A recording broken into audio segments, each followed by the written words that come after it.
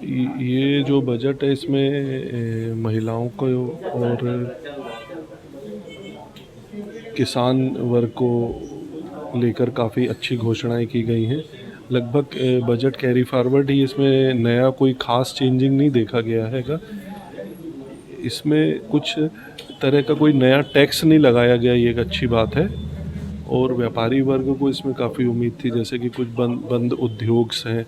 हर मध्य प्रदेश के हर industrial area में कुछ बंद फैक्ट्रीज़ होती हैं, उसको लेके कोई विशेष पैकेजेस ऐसा कुछ आता कि वो बंद फैक्ट्रीज़ कम से कम चालू हो सकती थी।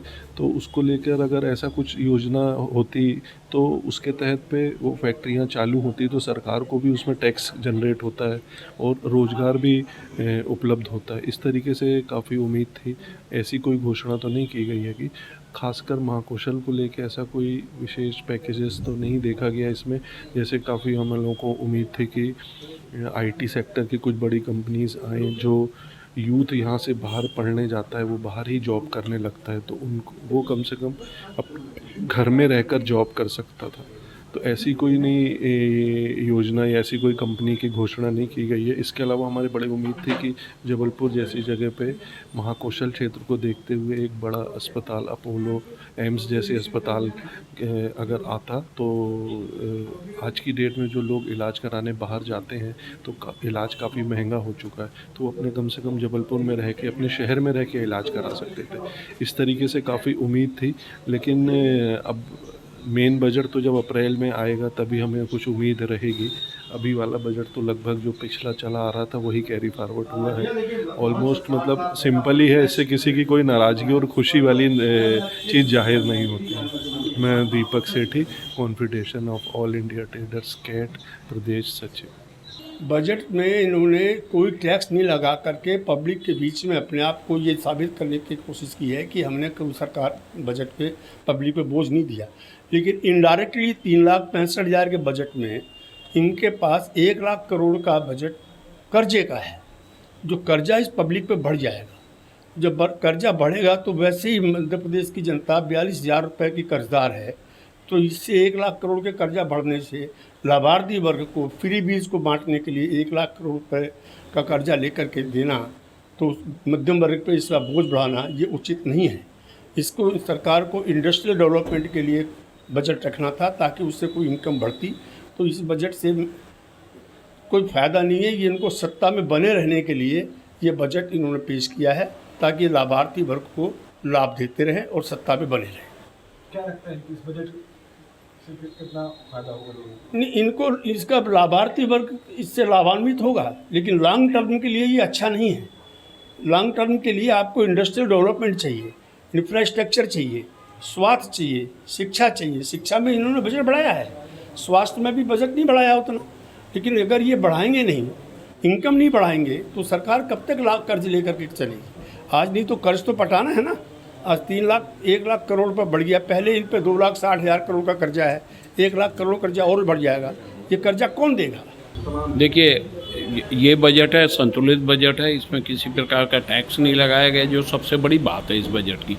इस बजट में महिलाओं पे, गरीबों पे, किसानों पे विशेष ध्यान दिया गया है। और जिस तरह की सड़कों के लिए काफ़ी पैसा दिया गया है, स्वास्थ्य के लिए काफ़ी पैसा दिया गया है, एजुकेशन के लिए काफ़ी पैसा दिया गया है, जो कि पहले मेडिकल कॉलेज में पढ़ने के लिए लोगों को हज़ारों किलोमीटर आना जाना पड़ता था। अब एक तरह से हर ज़िले में एक एक मेडिकल कॉलेज खुल रहा है। 3 नए मेडिकल कॉलेज का प्रावधान इस बार किया गया है। तो ये अच्छा बजट है। मेरे हिसाब से ये संतुलित बजट है। देखिए, अभी ये पूरा बजट आया नहीं, हम लोगों ने अभी तक सुना नहीं। बहुत सी चीज़ें जो होती हैं वो बाद में समझ आती है। ये एक तरह से हेडलाइंस हैं जो कि सामने थी। उद्योगों के लिए तो देना ही पड़ेगा, रोजगार उद्योग ही देते हैं, तो उद्योगों के लिए दिया होगा। अभी तक पूरा बजट आया नहीं है, इसलिए अगर बजट आ जाए शाम तक या कल सुबह तक सब कुछ क्लियर हो जाएगा कि किस चीज़ के लिए कितना एलोकेशन किया गया है। और प्रदेश का बजट है, शहर का बजट नहीं है। ये कि जबलपुर का है या भोपाल का है या किसका नहीं, एक अलॉटमेंट होता है रुपए का कि पूरे प्रदेश के लिए। उसको बांटा बाद में जाएगा, किस प्रदेश में कौन सी इंडस्ट्री लगेगी, किस प्रदेश में कितनी सड़कें बनेंगी, किस शहर में। किस शहर में कितनी सड़कें बनेगी, किस जगह कहाँ बनेगी, कौन सा शहर कौन से शहर से कनेक्ट होगा, ये सब बाद की बात है, अभी की नहीं। तो ये पूरा बजट पढ़ने के बाद ही कुछ कहा जा सकता है कि उद्योगों के लिए क्या किया, टूरिज़्म के लिए क्या किया।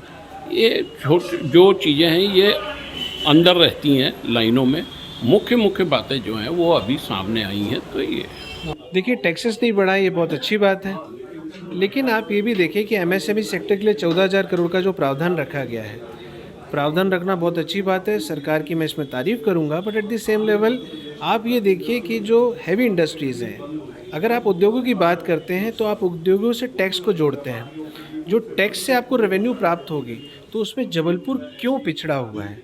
मैं ये सोचता हूँ कि देखिए, जबलपुर में हैवी इंडस्ट्रीज़ आना चाहिए, रोज़गार बढ़ेगा, जबलपुर में नेचुरल रिसोर्सेज भरपूर मात्रा में है, तो सरकार को इस क्षेत्र की ओर ध्यान देना चाहिए। आने वाले समय में अगर जबलपुर को औद्योगिक इकाइयों की रेस में खड़ा करना है। क्या लगता है कि जैसे स्वास्थ्य और शिक्षा को लेकर देखिए, जी देखिए, हर अगर घोषणाओं की बात करें तो स्वास्थ्य हो गया, महिला हो गई, और हर वर्ग के लोगों का ध्यान दिया गया है। घोषणाएं बहुत अच्छी हैं साहब, लेकिन एट द सेम लेवल जो उसके आने वाले परिणाम जो हमको देखने मिलते हैं बजट के, वो ये देखने मिलते हैं कि देखिए, ये तो अभी बोला गया है, घोषणाएं हुई हैं, इन पे लॉ बनेगा, आने वाले समय में इनके मंत्रालयों से ये सब चीज़ें फंड्स रिलीज़ किए जाएंगे।